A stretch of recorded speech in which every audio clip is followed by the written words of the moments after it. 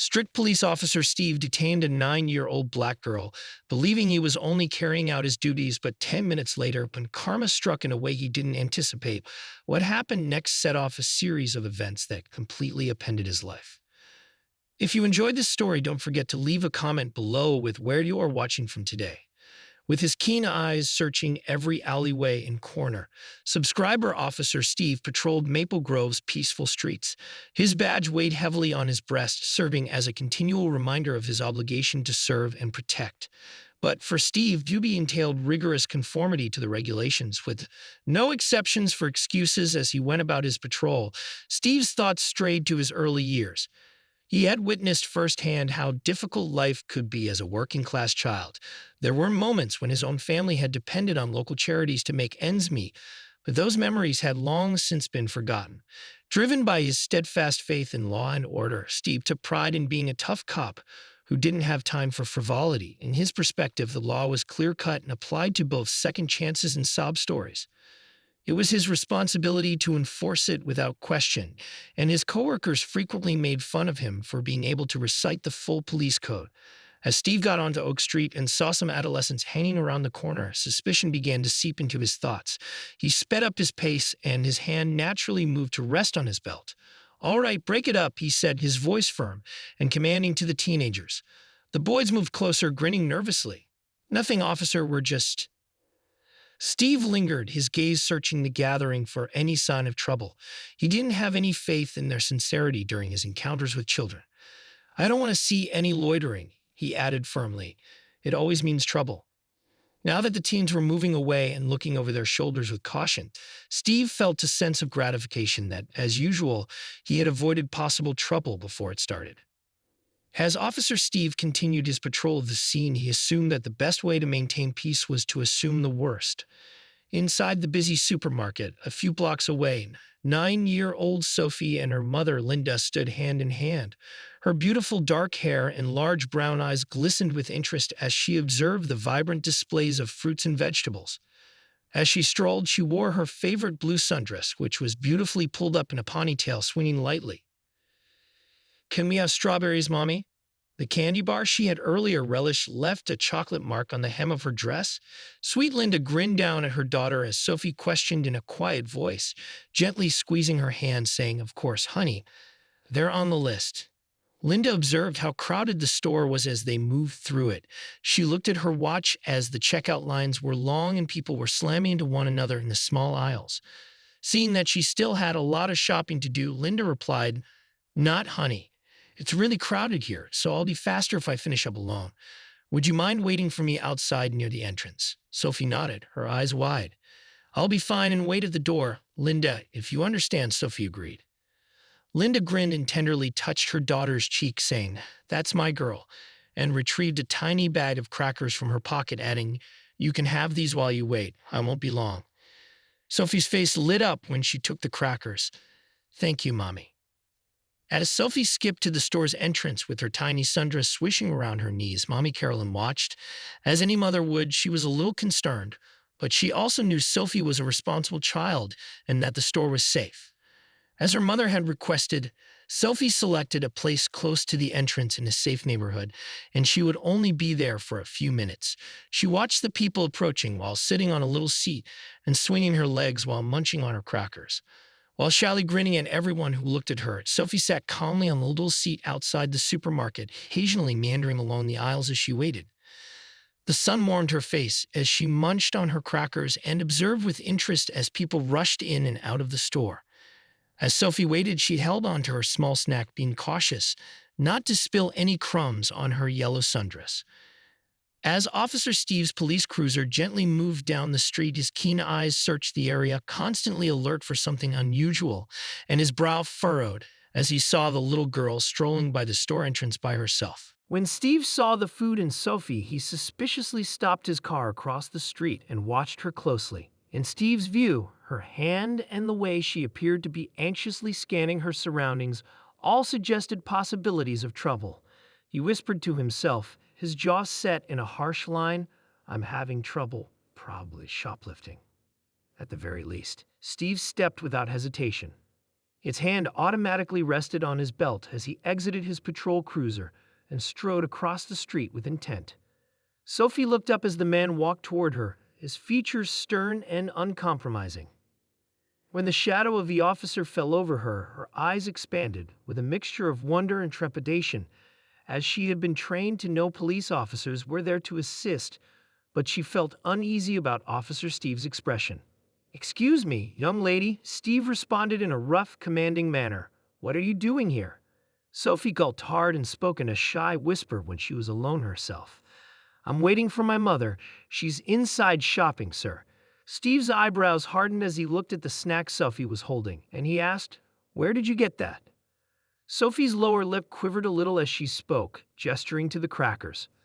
"I was given them by my mother to eat while I waited, sir." But Officer Steve didn't seem to believe her.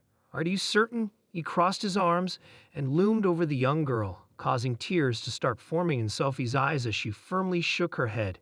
"No, sir, I swear my mother gave them to me." Steve's suspicions increased, and he was unable to rid himself of the doubt. Without hesitation, he took action after sensing that this young girl was in trouble. "Okay, that's enough. You seem to have been stealing from the store, young lady," Steve stated sharply, his voice piercing the atmosphere. Sophie's eyes widened in surprise and bewilderment, but before she could explain, Steve reached out. He firmly gripped Sophie's arm, saying, "You're coming with me." Without arguing, Sophie broke down in sobs, her tiny body trembling. She shouted out in terror, "Please, I didn't do anything wrong." Steve wasn't paying attention, too preoccupied with what he thought was correct and too certain of his own beliefs to listen to the truth. A small group of people began to assemble as Steve started to take Sophie away. People came to a halt as they observed the spectacle with a mixture of worry and wonder. "What's happening? Is that little girl in danger?" someone muttered, and as Steve dragged Sophie to his patrol car, her weeping became more intense. Between hiccups and sobs, she attempted to repeat what she had said. "Please, I'm just waiting for my mother," but Steve didn't move. As he unlocked his patrol car's rear door to put Sophie inside, the crowd became louder, with whispers of disbelief and anxiety. Some of the spectators brought out their phones to record the occurrence as a sign of their disbelief and anxiety. As Steve hoisted Sophie into the car, her tiny body shook, and her cries reverberated through the air. The food she had been holding dropped on the ground and was forgotten. In the confusion of the time, Linda appeared, clutching her arms laden with bags as she left the grocery shop. As she looked around for Sophie, her heart stopped as she saw her young daughter in handcuffs a few feet away. A policeman stood over Sophie, his hand looming over her face smeared with tears, her tiny body trembling with cries. "Sophie!" Linda sobbed as she dropped her bags on her shoulder without pausing. Her head spinning with shock and bewilderment, she hurried to her kid. "What's going on here?" she asked, trembling with a mixture of fury and dread. "Why is my daughter in handcuffs?" Officer Steve, who was in handcuffs, turned to face Linda and said, "Stand, ma'am." Linda's eyes widened when he said, "I caught this young lady stealing from the store. She was waiting for me while I finished shopping, so it's unthinkable that she stole," Linda said in amazement. Sophie looked up at her mother, tears welling up in her eyes. "Mommy," she whimpered, and Linda's rage grew when she continued, "I told him I was waiting for you, but he refused to listen." She turned to face Steve, her eyes flaming. "You dare accuse my innocent daughter of stealing?" Steve refused to back down. "Linda's anger didn't affect me. I was just going about my work, ma'am, when I noticed a suspicious behavior." Linda spit out the phrase, "She's a 9-year-old girl waiting," and nothing about the growing number of people whispering around them seemed unusual to her mother. Linda saw that several others were filming the scene with their phones out. Linda yelled, her voice trembling with anger, "Take these handcuffs off my daughter right now. This is absolutely unacceptable." Steve paused, glancing from Linda to Sophie and back again.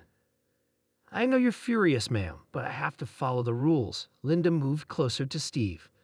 She fixed her gaze on his poor methods, which led you to shackle a defenseless infant without even considering the situation, and whether this is truly how you perform your job. As she gazed down at Officer Steve, the crowd surrounding them swelled, and there were whispers of disapproval. "You can't just go around arresting children without cause." Linda yelled, her displeasure growing louder by the moment. "What type of police officer does that, Steve?" Her voice was shaking with anger. Steve shifted uneasily, looking at the spectators. He could sense their critical gazes on him, but he chose not to back down, ma'am. I was acting according to policy until I noticed something suspicious. Linda interrupted him due to suspicious conduct. She's a young girl eating a snack. Yes, I did see her waiting here earlier, and she wasn't acting inappropriately. A woman in the crowd spoke up. Steve's jaw tensed. He knew he had erred, but it felt impossible to acknowledge it. "Look, I'm just trying to maintain our community safe," he replied sternly, frightening Linda's defenseless children. She retaliated by kneeling next to Sophie, who was still crying silently, saying, "It's okay." As Steve saw the tender moment between mother and daughter, a glimmer of doubt crossed his mind. "Sweetie, Mommy is here now." Expression, but he soon dismissed it, insisting that I was doing my job. Linda got to her feet, her eyes flaming. "Your role is to serve and protect, not to harass and threaten. I'm formally complaining about you, officer. This type of conduct is unacceptable." The audience muttered in agreement, and someone yelled, "Yeah, he should be ashamed of himself." Steve's face flushed. However, he refused to back down. "You have the right to complain, ma'am, but I stand by my actions," Linda whispered in a low, dangerous voice, "and you can bet I'll be submitting that complaint. Additionally, I'll make sure that everyone is aware of how you treat defenseless youngsters in this community." She faced the audience. "Did anyone record this? I'm going to require proof of this officer's wrongdoing." A number of folks nodded while raising their phones. Steve's eyes grew wide as he recognized how serious this had gotten. Since things had gotten out of hand, Linda turned back to Steve, her eyes narrowing. "Are you going to remove my daughter's shackles, or should I contact your supervisor?" Steve rushed into the police station, his face fixed in a somber line. He strode directly to his desk, disregarding his fellows' curious looks. Finally, he sighed deeply as he sat down and ran a hand through his short, cropped hair. He whispered to himself, attempting to shake off the discomfort in his stomach, but despite his best efforts, he was unable to ignore the determined look in the little girl's sad face or her mother's angry reprimands. He reached for a pile of documents, the routine duties of his work, but before he could even reach for his pen, a voice. "Officer Steve, Captain Harris," called out across the station, hoping to see you in his.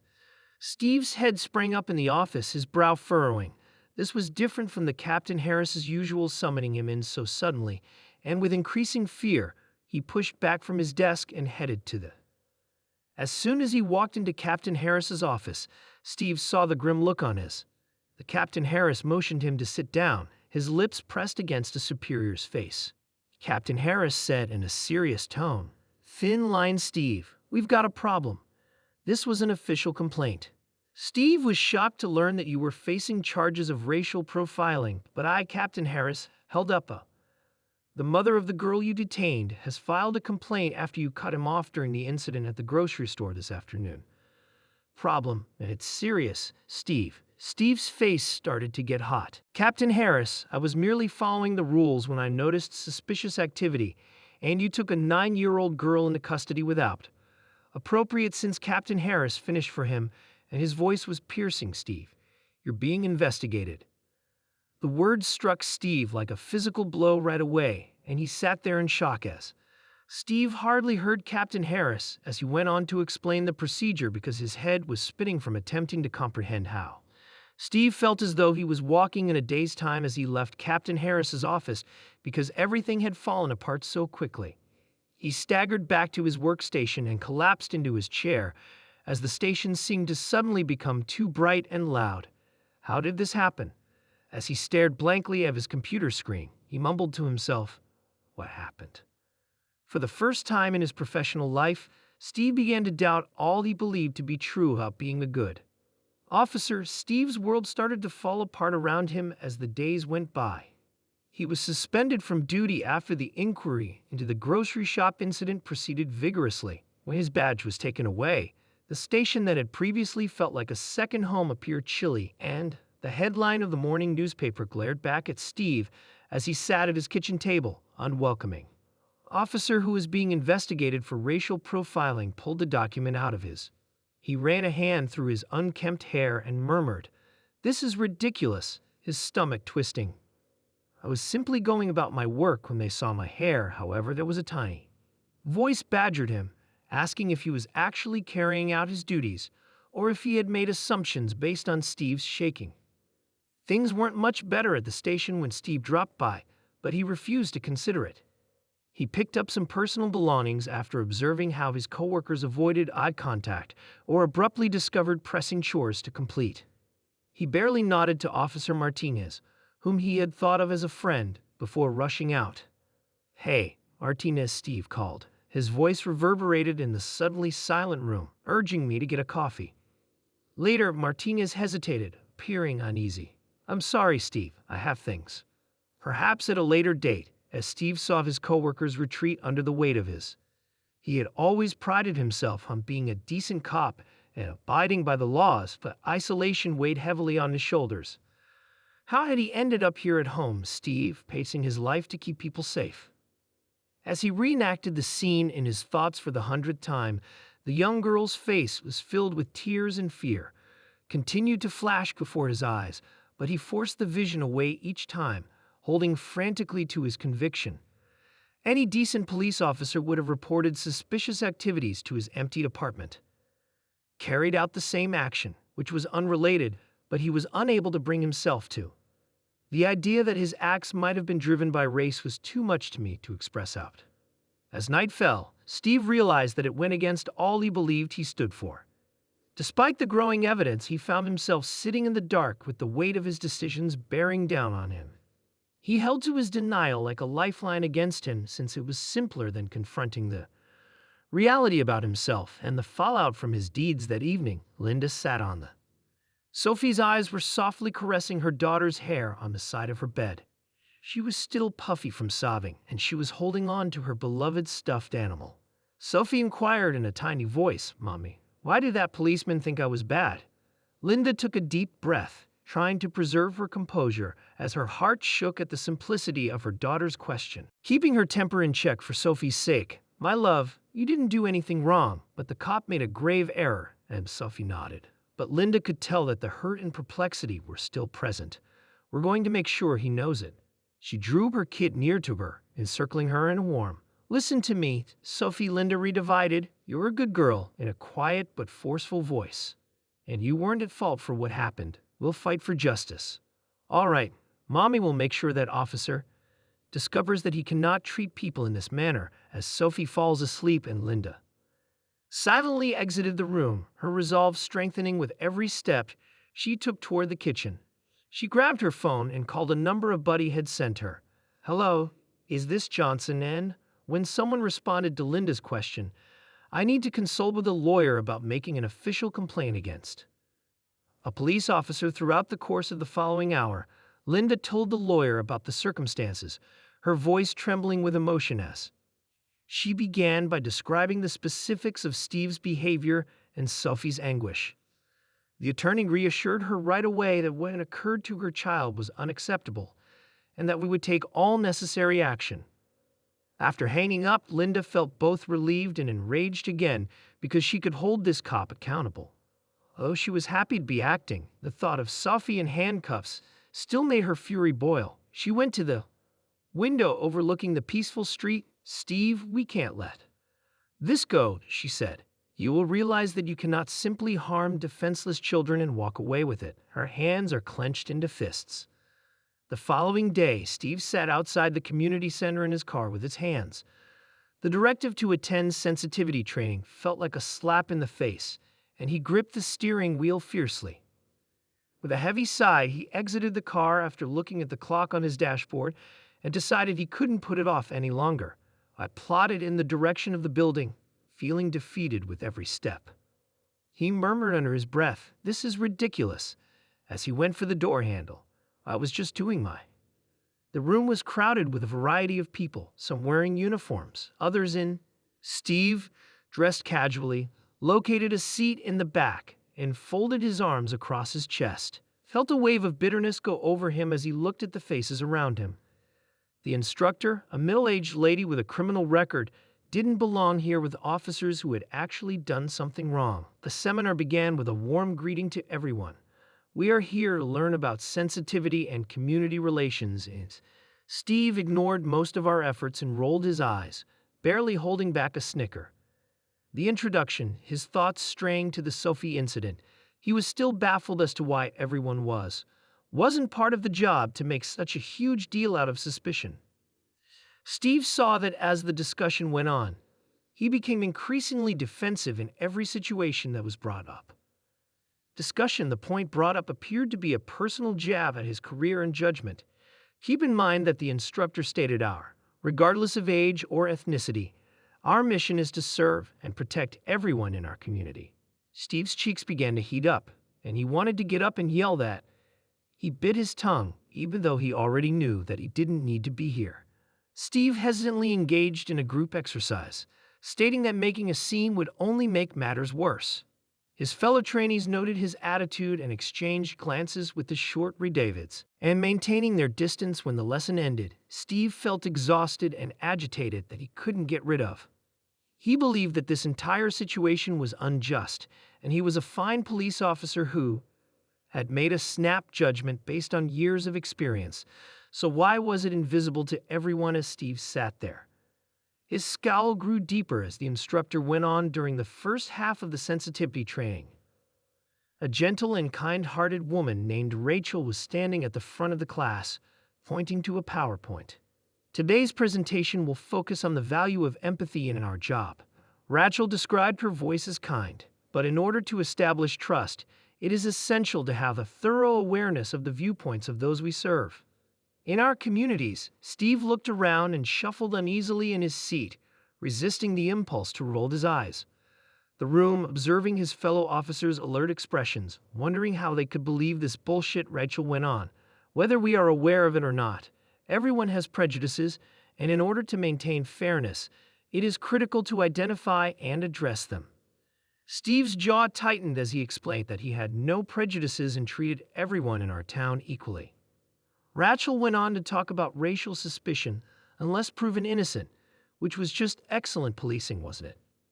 Biases, particularly Steve, who had his defenses lifted even further despite the fact that he wasn't racist and had arrested people of all hues. The entire training seemed like a personal assault on his personality and his years of. Effective police relies on service and fostering ties with the community. As Rachel stressed, when people trust us, they'll be more willing to work with us to keep the area safe. Steve was unable to contain himself any longer. With all due respect, ma'am, he raised his hand with a frown on his face. How are we? Expected to perform our jobs if we're always doubting ourselves. Occasionally, you have to make snap decisions based on. As you can see, Rachel nodded in response to his query, which is a legitimate concern, officer. However, one of the things we're learning here is how to make those snap judgments without depending on negative stereotypes or presumptions. Steve shook his head in disagreement, and as the session went on, he discovered that he kept thinking that this training was a waste of time because he understood how to perform his job and know. By the end of the class, Steve was more than prepared for the quantity of positive discussion about empathy that was going to change that. He hastily packed his belongings and went out of the room, avoiding eye contact with Rachel and his other policemen. In the days that followed, he continued to feel that this entire situation was unjust and needless. As the training session went on, Steve saw that he was becoming more uneasy as the instructor, Rachel, moved. Moving on to a new subject, implicit bias. Implicit bias is the preconceptions or attitudes that unconsciously influence how we perceive behaviors and decisions, Rachel explained. Her tone was composed and non-judgmental. It's critical to acknowledge that everyone harbors these prejudices. Even if we are unaware of it, Steve moved in his chair, his arms folded tightly across his chest. Felt defensive since he had always taken pleasure in being neutral and fair, and the notion that he might have. He found hidden prejudices absurd, and Rachel went on to say that these biases can have an impact on our judgment, particularly when police officers are under a lot of stress. Even when we don't mean to, This can result in some groups being treated unfairly. Steve experienced a knot in his gut as Rachel gave examples of how implicit prejudice could appear in law enforcement. Rachel mentioned that several of the situations she outlined felt disturbingly familiar. Recognizing our biases as a group does not make us bad individuals, rather. It is the first step toward improving as officers. While better serve our society, Steve's thoughts strayed to the Sophie incident. He had been so. She was undoubtedly up to no good, but now a tiny seed of doubt started to germinate. Had he made a fair assessment of the circumstances, or had he made snap judgments based solely on her appearance? He squirmed at the thought of her skin color since he didn't want to think he might be able to act in such an unfair manner. But as the session went on, Steve found it increasingly difficult to reject the instructor's advice completely. By the time the program ended, Jer felt conflicted about himself. Still desired to deny all he had heard in order to maintain the conviction that he was always correct in his judgments. But a rising portion also pondered whether there might be some reality of what the teachers were imparting as he made his way to his vehicle. Steve couldn't get rid of the persistent thought that perhaps he should examine his own behavior more closely and presumptions. Steve faced a new role-playing challenge on the following training day. Exercises, Rachel, the teacher clarified that they would be putting themselves in the position of those who are marginalized to better comprehend their experiences. Rachel revealed that we would be performing some role reversal today. You will alternately pretend to be civilians in a variety of situations. Steve's gut clenched. In the first exercise, Steve was given the character of a young black man who didn't like the sound of this at all. He was pulled over by the police for a standard traffic check while another officer played the cop. Steve became increasingly uneasy as the scenario's police spoke to him angrily, wanting to see his license, and Steve found himself fumbling over his redavids after registering without providing an explanation. Feeling bewildered and intimidated, Rachel inquired, "How does this make you feel?" After the scene was over, Steve hesitantly stated, "I felt helpless." As the exercises went on, Steve found himself in a number of situations where he felt bad before even opening his mouth. Roles: an elderly person asking a Hispanic woman about her citizenship status. An Asian man is charged with stealing from a Muslim adolescent who is being held at an airport. With every situation, Steve's uneasiness, worry, and frustration increased. These feelings of powerlessness were unfamiliar to him, but from this angle, he started to see how even seemingly insignificant acts like.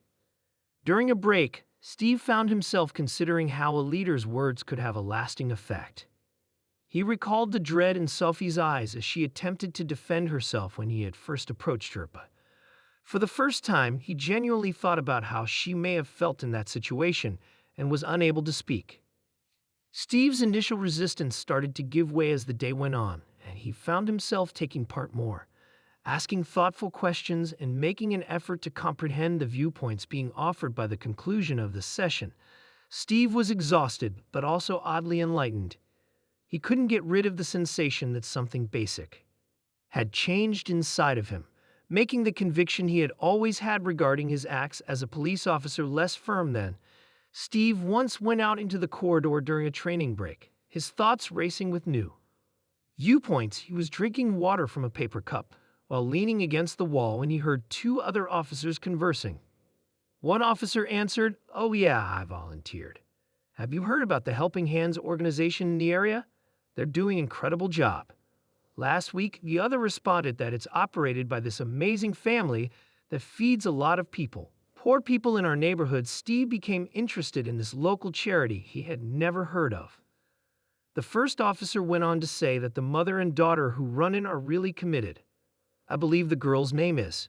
Steve froze the cup, and Sophie, who is just 9, is always there to help. It couldn't be the same Sophie, could it? Slipping out of his fingers and dripping water into the floor. Yes, Linda and Sophie. The second officer acknowledged that they initiated it following the death of Linda's mother.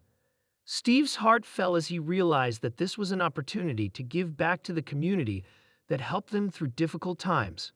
Struck him, it was the same household he had mistakenly targeted. The mother he had clashed with was feeding those in need, while the young daughter he had accused of stealing was operating a foundation that provided support to numerous families who were feeling ashamed. Steve, as he leaned against the wall, he reflected on how he had handled them and how he had made snap judgments without any evidence. However, he felt a sense of shame sweep over him after learning about their altruistic work in the community and his own biases. The officers were still talking over him, but Steve could hardly hear them over the noise of his own thoughts were racing, and he had been completely mistaken, not just in his acts that day, but throughout his entire policing strategy. Steve was unable to get the revelation regarding Sophie, and during his lunch break, he found himself looking up additional information about Linda's organization, his fingers shaking as, when he entered the Helping Hands Charity's website into his phone, it appeared. Steve's eyes opened as he browsed through the touching tales and images of happy families, recognized a few of the faces of his childhood neighbors and families he had witnessed struggling, and then a memory struck him like a gut punch. He recalled a Christmas when he was only a youngster, perhaps 7 or 8 years old, and his father had lost his job and his mother was ill, so they didn't have much. However, on Christmas Eve, a box loaded of, accompanied by canned turkey, and even a small toy that Steve's parents had informed him was from Santa's.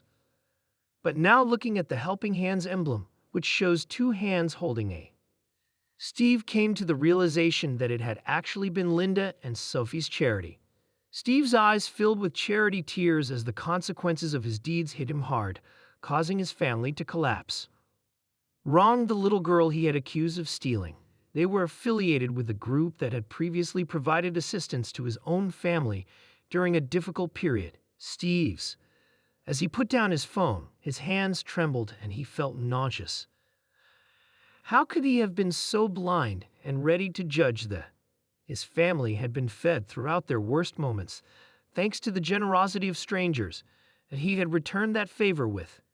Steve was overcome by the magnitude of his error, which filled him with distrust and cruelty. With his head in his hands and his shoulders trembling from silent tears, he had forgotten his origins. Having struggled as a youth to become a competent cop, he had lost touch with. As Steve sat by himself in his tiny apartment, burdened by the very community he was meant to serve and protect, he gazed at the framed picture of himself in his police uniform, his actions bearing down on him like a thick blanket. Previously a source of pride, it now serves as a sobering reminder of how far he had deviated from his own values. From his early years to Christmas, when that enigmatic food box showed up on his doorway, he recalled the joy on his parents looked relieved that an act of kindness meant the world to them after what happened to me. With a voice that cracked with passion, Steve muttered that he had joined the force to assist others in changing his community, but he had somehow lost sight of that objective along the road. The picture of, as he roughly bound her tiny body, Sophie's horrified visage flashed before him, her large knave eyes welling with tears. Steve said aloud, "I was wrong," as his wrists twisted with shame and guilt. It was the first time he had pronounced those words since the catastrophe. His voice was hardly audible. "I was completely mistaken." Steve's eyes filled with tears as he at last gave in to his emotions. Because of the full force of his acts, he had brought agony to an innocent youngster. It dawned on him that the family who had devoted their lives to helping others were the same ones who had previously assisted him. He had transformed into the same thing he had vowed to do in order to defend others from a bully wearing a badge. Steve's, like a tidal wave. His shoulders trembled as the tears suddenly burst through his hard exterior after years of repressed emotions. Steve sensed a change within himself as the barriers of defensiveness and denial he had erected for the first time in a long time, he let the years fall apart to genuinely experience regret, empathy, and the suffering he had brought about. "Others, I apologize," he said in a whisper, but no one was around to hear. "I apologize." Steve stood outside the following day. The bright sign above the entrance to the community hall read, "Linda's Kitchen Feeding," and he felt his heart racing. I hope he inhaled deeply in an attempt to relax. This was the time With unsteady hands, Steve pulled open his mouth to confront the repercussions of his actions. The door and entered. The aroma of simmering soup and freshly baked bread permeated the room. While carrying trays, volunteers bustled around and briefly engaged in pleasant conversation. A friendly-looking woman made Steve feel uncomfortable in his casual attire, which was so different from his typical outfit. She smiled warmly and asked, "Can I help you?" Steve swallowed hard. He continued, his voice just above a whisper, "I'm here to volunteer, if that's." The woman's eyes brightened, and I realized that we always need more help. Steve's eyes fluttered anxiously as Martha walked him through the kitchen and said, "Let me show you around." He half expected to see Sophie or Linda walking about the room, fearing their reaction if they saw him, but so far. Martha pointed to a long table covered in cloths and said, "This is where we prepare the meals," but there was no evidence of them. "Think you can chop some veggies?" Steve nodded, appreciative of the straightforward task. He grabbed a knife and started chopping carrots, his motions robotic as his thoughts raced on what would. He asked if they would even let him stay if he happened to run into Sophie's family after they recognized him from his job with Steve. He heard bits of conversation from those around him about the family they were assisting. With every tale, the burden of his error weighed more heavily on his shoulders, highlighting the impact these meals had on people's lives. "You're doing fantastic," Martha exclaimed, jolting Steve out of his reverie as she gave him an apron and a hairnet. "Why don't you assist him?" As Steve ladled the soup into bowls, his hands trembled, but he kept his head up. It's almost time to open the doors. As Steve ladled soup into his mouth, concentrating on his work but not sure if he was really prepared to confront the individuals he had mistreated. "Bowls!" His heart stopped to beat, and he almost spilled the soup as he saw Linda coming into the kitchen. Was holding Linda's eyes briefly locked with his before she hurriedly averted her gaze, her face showing a mixture of surprise and astonishment. Steve's cheeks burned with embarrassment, but he made himself keep.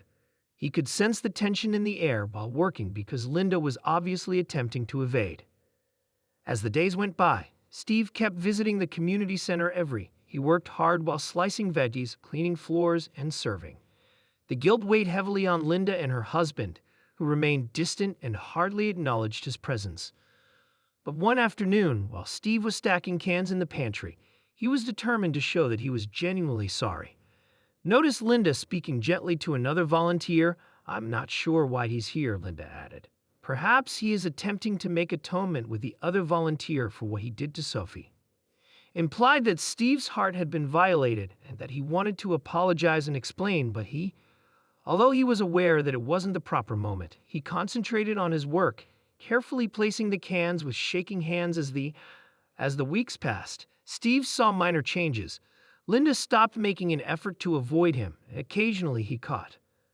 One day, when they passed each other, her husband even nodded at Steve while she watched him thoughtfully. One day, as Steve was straining to carry a bulky box of donations down the corridor, Linda's husband came up. He asked Steve in a neutral but kind way if he needed help with it. Nodding appreciatively, they both carried the box to the. Linda's husband turned to Steve as they put it down in the storage room. He said, examining Steve's face, "You've been here every day for weeks now." "Why, Steve, I made a terrible mistake," he murmured, his voice trembling. I took a big breath. "I want to attempt to make things right, even if it's only in a tiny way, even if you're family and I can never repair that." Linda's husband stayed silent for a while before gently nodding, as I can see. Stated that although it wasn't yet forgiving, we might need assistance categorizing these donations. However, as they collaborated, Steve sensed a glimmer of hope, perhaps, just perhaps. When Steve's stint at the community center ended one evening, he was headed toward putting things right. As he stood in the empty room facing Linda and her husband, the tension in the air increased. Officer Steve Linda of the eating area stated in a steady yet emotional voice that Steve's heart was pounding, but he nodded, understanding that this was. Naturally, he responded quietly, and Linda's husband then spoke. "Steve, we've seen you working hard here every day, yet we must." Recognize the reason behind your targeting of our daughter on the day Steve developed a lump in his throat. He inhaled deeply, its hand shaking a little as he realized what a horrible mistake he had made. When I spotted Nadal alone outside the store, he started speaking in a voice that was almost audible above a whisper. Without even attempting to comprehend the situation, I made snap judgments and assumed the worst. Steve's eyes filled with tears as he went on, and I let my prejudices to impair my judgment. I assumed the child of color must be up to no good since I was so intent on imposing. Linda's eyes glistened with unshed tears as she listened to her husband's regulations, which I neglected to be human about. Steve put a reassuring hand on her shoulder and continued, I was wrong, so terribly wrong I've spent. Since then, I've realized how deeply I hurt your entire family, not just Sophie, and I've allowed my. He stared straight at Linda and said, prejudices drive my actions, and I failed in my duty to protect and serve. Her husband's regretful expression on his face, I sincerely apologize for the suffering I. Sophie didn't deserve that treatment, and neither did I, because of your family. Even if what I've spoken cannot change what has already happened, I want you to know that I'm determined to become. For a brief while, Linda and her spouse stood silently, taking in Steve's. Linda inhaled deeply as he spoke, the honesty in his voice and the tears in his eyes speaking volumes. Her voice was soft, and she continued, Officer Steve, thank you for your honesty. Although still cautious, her husband nodded in agreement, saying, it means a lot to hear you acknowledge your mistake. You've been working really hard at the charity. It's obvious that you're attempting to make things right. Steve wiped his eyes, relieved that they were prepared to listen, even though he hadn't anticipated forgiveness. Linda went on to say, what happened to Sophie? It's not. Although it's something we might quickly forget, it's evident that you truly apologize and wish to make her husband's transformation. It takes time and effort, and we value the work you're doing on both fronts. Steve nodded sincerely. I understand. Even though I know I still have a ways to go, I'm determined to improve. Linda and... After a moment, Linda and her husband exchanged glances as if they were having a silent chat. Returned to Steve and stated, we would like you to continue volunteering here if you're. Since you're sincere about putting things right, this is an excellent place to start. Steve's eyes widened in surprise. Officer Steve, stay. Linda's husband nodded. Actions speak louder than words. You have an opportunity to demonstrate to us and the community that you mean what you say. Steve's voice was filled with passion as he expressed his gratitude. Linda mustered a tiny smile. We hope it's not this. I swear I won't disappoint you. Charity is very important to the community and to us. Your assistance is valued and is a step toward. As they were ready to depart, Linda was added, and perhaps Officer Steve.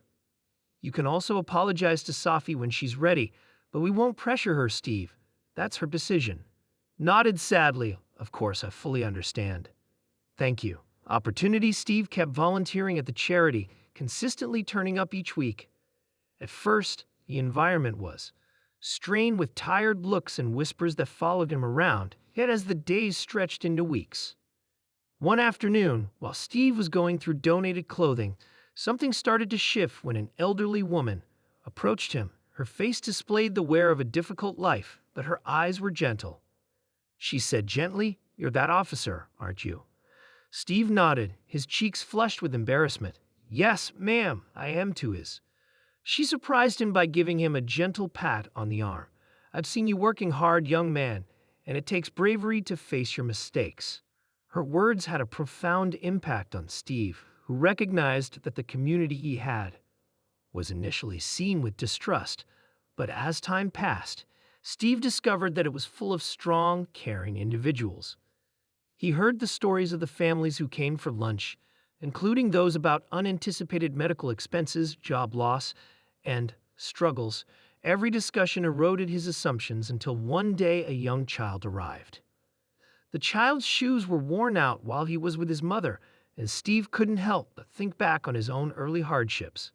Here you go, buddy Steve, he responded without hesitation after discovering a pair of sneakers in the donation pile that would suit the child. The boy's face brightened and his mother's eyes filled with joy as he handed them over. After watching this exchange from the other side of the room with tears of gratitude, Linda went up to Steve. She asked, "You're really changing, aren't you?" with a serious expression on her face. Steve nodded, feeling a knot in his. "I'm attempting to be here since it's opened my eyes to so." Linda grinned quietly and said, "I can tell you knowing you. I wasn't sure if you were sincere about making amends when I initially started coming here. However, I now believe that her Davids meant more to Steve then. She was aware that he was starting to see the world and his place in it more holistically. The emblem he had previously worn as a sign of power seemed more like a. The following week, Steve took on the duty of protecting and serving in a far more profound manner. With his heart racing, he took a deep breath and rang the doorbell on the porch of Sophie and Linda's house. Steve's palms began to perspire as he waited as the sound reverberated throughout the home. Linda replied softly as she opened the door, her face cautious, but not rude to Officer Steve. Steve moved his hat and stepped inside, saying, "Please come in." The warm and inviting living area was adorned with vibrant artwork and family portraits. With wide eyes, Sophie sat on the couch and thanked Steve for agreeing to meet. Steve sat down in an armchair and spoke to me in a passionate voice. Steve cleared his throat across from Sophie and Linda, who had sat down beside her daughter. "I want to apologize to Sophie for what transpired at the grocery store that day." I looked straight at her. "Made a horrible error and caused you pain. I sincerely apologize for frightening you and for not." Sophie nodded while her eyes glistened with unshed tears as you attempted to explain. Steve turned to Linda in silence, saying, "I want to. I'm sorry for the hurt and anxiety I caused your family. What I did was wrong. And I sincerely regret them since I've come to see my own prejudices and." Linda's attitude softened as she discussed the significance of genuinely serving and defending our society. She could hear the tremor in Steve's voice and saw the sincerity in his eyes as she listened to his sincere comments. Steve went on, "And I know I can't change what happened, but I want you both to know that I'm determined to improve." Linda, who is putting a lot of effort into being the kind of officer this town deserves, reached out and placed. She put her hand on Steve's arm and whispered, "Thank you, Steve." Her apology meant a lot to us, and we could see how. "You've been working really hard at the charity, and we value your attempts to correct Sophie's silence. Spoke up in a quiet voice up till now. You truly intend to say you're sorry?" Steve nodded, tears welling up in his eyes. "I'm so very sorry, Sophie." After looking at her mother, who nodded encouragingly, Sophie got to her feet, much to Steve's surprise, gave him a brief embrace and said, "I forgive you," in a whisper to Steve. As he gently reciprocated the hug, he felt a weight lift off his shoulders. When Sophie stepped back, he noticed Linda wiping tears. "Steve, Linda, you have our gratitude and we accept your apologies. Speaking with us here is a significant step in restoring confidence after learning about Steve's volunteer activity." When across the police station, his co-workers started to pay attention. At first, many were dubious, wondering if his change of heart was sincere or only a tactic to save his job. But as the weeks went by, it became evident that something fundamental had changed in Lisa Parker, their hitherto inflexible colleague, who was among the first to notice the difference and had always considered Steve's by-the-book method annoying.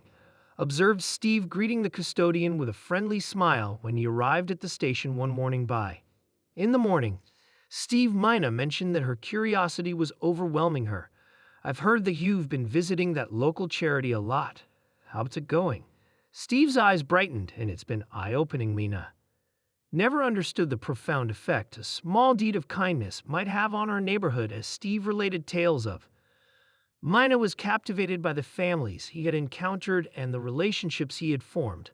She had never witnessed this aspect of before. Steve was kind, modest, and truly concerned about other people's welfare. Word of Steve's change passed swiftly around the department. Nevertheless, some officers, such as Detective John Smith, remained dubious. Mike complained during a staff meeting that he was merely trying to save face, but other officers were intrigued. A rookie named Ben Lee, who has always found the department's combative methods unsettling, went up to Steve one. "I was wondering if you could tell me more about that sensitivity," he added nervously, "this afternoon. training you underwent seems fascinating." Steve grinned broadly. "I'd be pleased to share what I've learned, Tom, as it has altered my perspective on our job in the—" A small group of officers assembled as Steve discussed implicit prejudice and the value of establishing trust with the community. About paying close attention, even Mike, who at first was skeptical, was captivated by the— By the end of the week, Steve's influence had started to spread among the department officials, talking about community service projects during their breaks, and Rachel had even proposed putting in place a at-risk adolescent mentorship program. Steve's heart pounded as he entered the police station. Weeks had passed. As he reached Captain Harris's office, the uncertainty weighed heavily on his shoulders since he'd last donned his uniform. Taking a deep breath, he prepared himself for whatever news was waiting for him in the office. "Steve, the Captain Harris," called out his. Steve entered the room with a calm tone of voice, but his eyes showed a mixture of hope and fear. "You wanted to see me, sir." The Captain Harris nodded, indicating that Steve should. "Sit down, Steve. I've been going over your case and the inquiry into the—" After the event with little Sophie was over, Steve's throat constricted, but he said nothing while he waited for the conclusion. "I must admit that your efforts during the last few weeks have pleased me, Captain Harris. You continued your volunteer. Your dedication to making amends at the charity demonstrates a level of growth I wasn't sure you were capable of." Steve felt a light of hope in his chest, but he dared not express it. After giving it some thought, "I've decided to." Steve was relieved when the Captain Harris said that you will be returned to active duty, but the captain held out a hand before he could reply. "But there are restrictions." He stated unequivocally that your reinstatement includes the necessary for continued community involvement, which we wish to guarantee. Steve nodded enthusiastically. "Of course, sir. I'm more than that." "Steve, the Captain Harris halted us as we were putting into practice a plan to continue my work with the organization. I would like you to participate in my new community outreach initiative. You will need to attend monthly sensitivity training sessions, take part in neighborhood activities, and work alongside Officer Thompson to lead youth involvement programs." Steve was both anxious and excited about the possibility.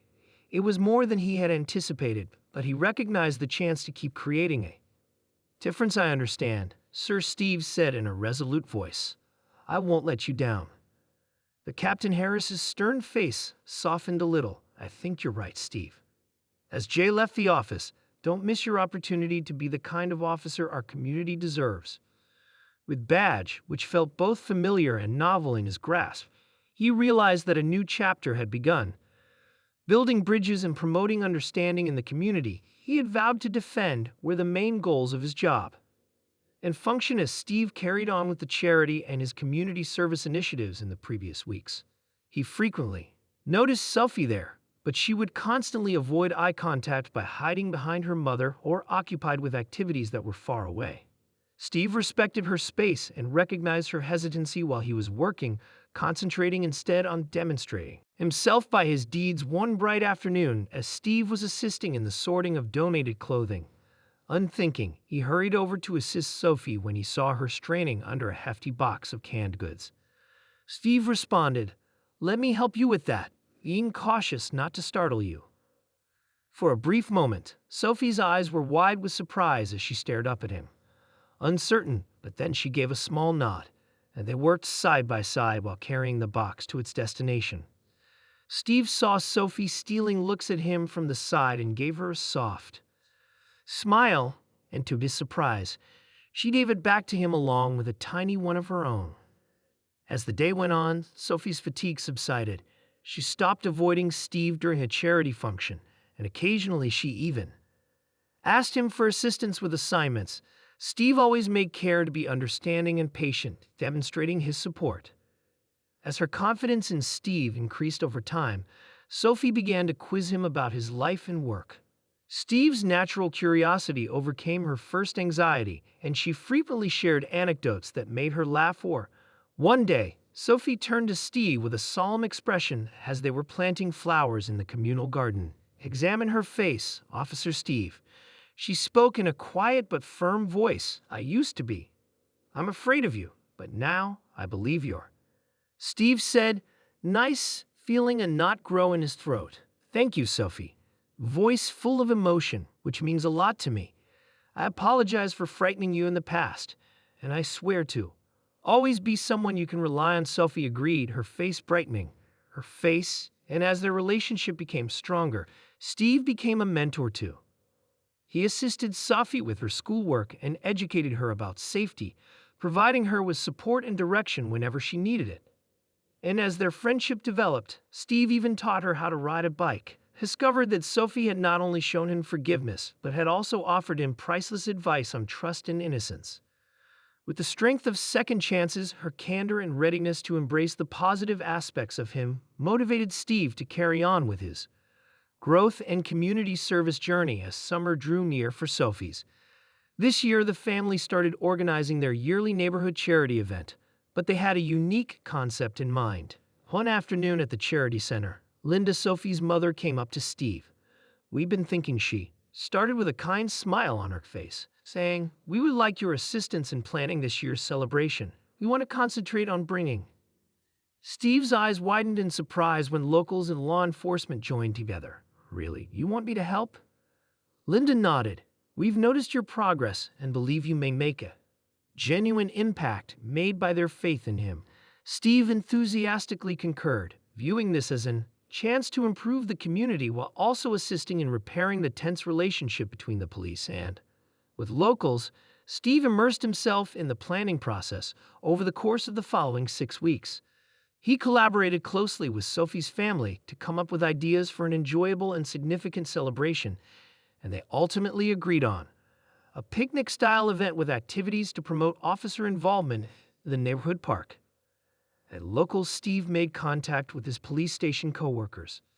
Some were first reluctant to join, but Steve's excitement was infectious, and he shared his.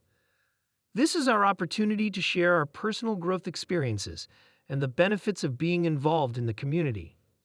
Steve reminded his fellow officers that we are more than just our uniforms, and that we can truly connect with the people we serve as. On the day of the event, Drew, who was close to Steve, found himself working alongside Sophie to create vibrant posters to display. He couldn't help but marvel at their progress as he walked across the park. Are you? As they painted, Steve inquired, are you excited about the picnic? Sophie nodded. With great enthusiasm, I agree that it will be amazing to watch all of the police officers playing games with everyone. Steve grinned, moved by her enthusiasm, and understood that this was more than just a fun occasion. It was not only about mending adult relationships, but also about demonstrating to kids like Sophie that police. On the day of the charity function, officers could be relied upon as friends and guardians. Arrived, and there was a flurry of excitement in the nearby park. Steve arrived early, and his heart, filled with a mixture of anxiety and excitement, he observed his interested families started to trickle in. Feeling a little apprehensive as other police officers arrived dressed casually, Steve welcomed them. He had arranged a range of events aimed at fostering social interaction between them and the community members. A big banner in the middle of the park to break the ice and encourage good relationships. Read Community Unity Picnic and was suspended between 2 trees. Steve had set up officers and locals alternated painting one another's faces with vibrant patterns at a face painting station. When Sophie persuaded a burly cop to allow her to paint a butterfly on his, everyone around Steve smiled as they saw the tough-looking police officer with a gentle butterfly on his face. Walked between groups, introducing himself and promoting dialogue, observing how the first. As individuals shared stories over platters of homemade food, one of the most popular activities, uneasiness started to fade. As the first officer in the seat, Steve had offered to be the dunk tank and a lengthy line of. As he dove into the water, locals gathered, hoping to get a chance to dunk him. Again after again, Steve's. A tone of joy and lightheartedness was created by the friendly laughter that filled the park. Linda went up to Steve as he was drying off. This is incredible, Steve, she murmured, her eyes gleaming as she looked about. I never imagined that our neighborhood would witness something like this. Steve followed her eyes, taking in. Teenagers were instructing officers while officers pushed children on swings. You taught him how to do trendy dances, and he noticed that everyone was laughing and chatting together everywhere he looked. And your family, Steve answered in a passionate voice. You gave me a second. As the afternoon carried on, Steve, you had the opportunity to teaching the true meaning of community. Observe the shift in the mood. The original tension had vanished entirely, to be replaced by a feeling of. He heard snippets of discussions in which locals and officers were exchanging phone numbers, demonstrating the warmth and friendship. Numbers and arranging to get together once more. The occasion was not just a success, but also a turning point that Steve could sense. In his bones, this day signaled the start of a new era in which the community and the police collaborated, comprehended one another, and established a basis of mutual trust and collaboration. As the weeks after that, Steve found himself spending more and more time with Sophie's family after organizing a successful charity event. What started off as an act of reconciliation had developed into a sincere friendship that warmed his heart in ways he had never. As anticipated, on a sunny Saturday afternoon, Steve sipped lemonade while sitting on the porch of Sophie's family house. Linda joined him and settled onto the chair next to him while they watched Sophie play with her friends in the front yard.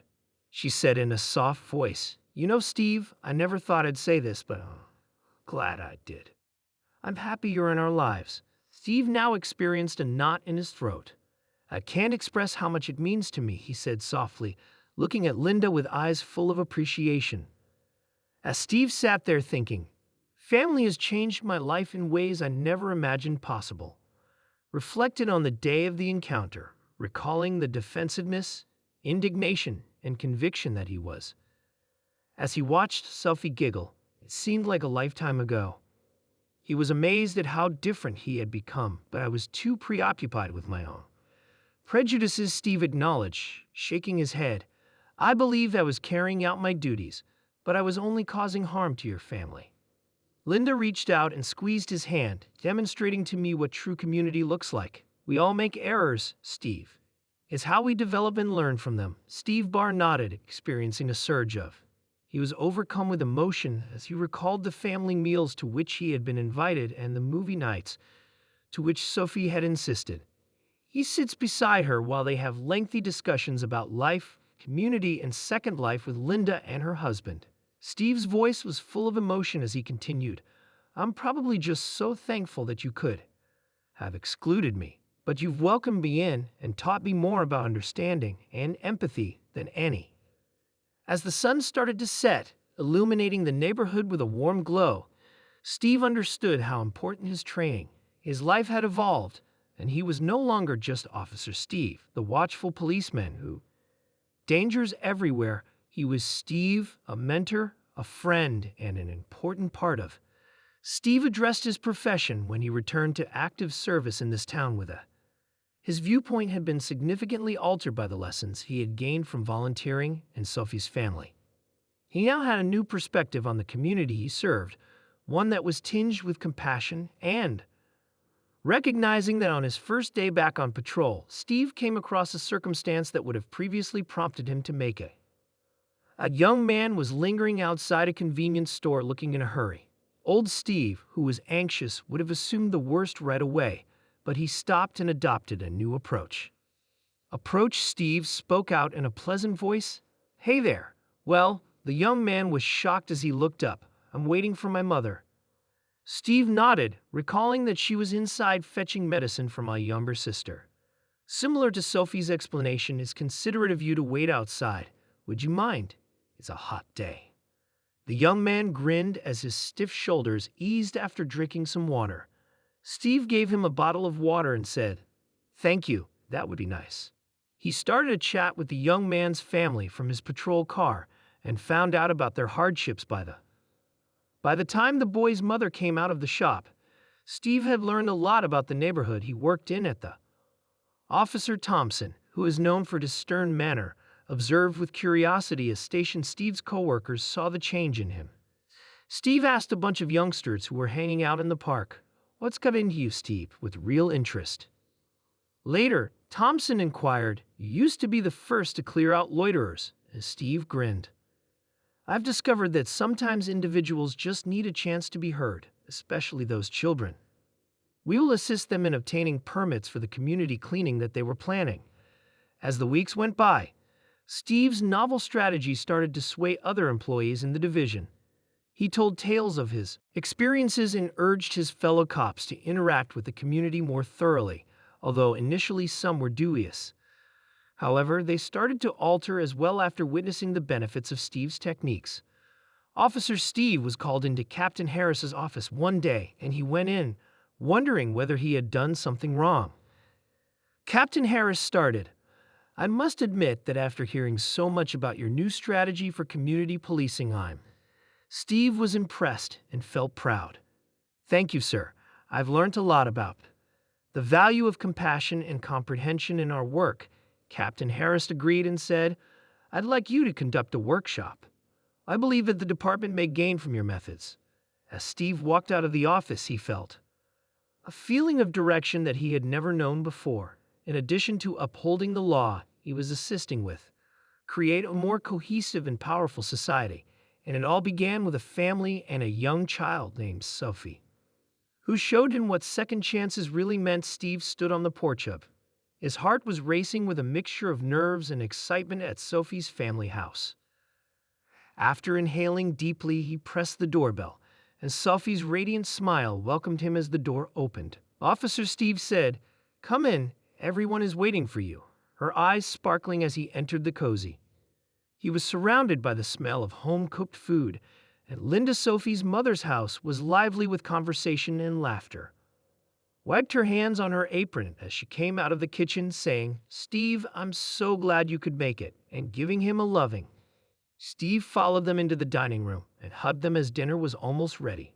Sophie's father, David, was setting a steaming dish in the middle of the table where the feast was to be served. As they all sat down to dine, David smiled and gave Steve a shoulder pat. Steve then glanced around the table in wonder that these individuals, whom he had previously mistreated so severely, were now embracing him as if they were family. The talk flowed naturally, full with jokes, stories, and recollections from. He cleared his throat during a pause in conversation and said, "I just want to thank you all. You have transformed my life by giving me another chance and teaching me the true meaning of serving and protecting." Linda extended her hand to grip his, saying, "Steve, you've joined our family. Your eagerness to learn, and we've all been inspired by change, Sophie, and you're the greatest at supporting us." Everyone chuckled when I turned in my arithmetic homework, and Steve's heart warmed up, recognized that this family had accepted him into their lives and had not just forgiven him.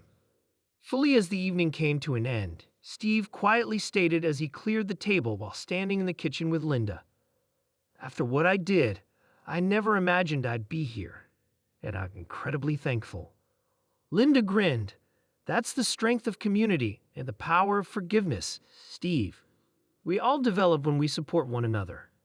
Steve stared out the window and nodded, feeling a sense of calm descend upon him, reflecting on how the peaceful neighborhood street had changed from when he used to police it.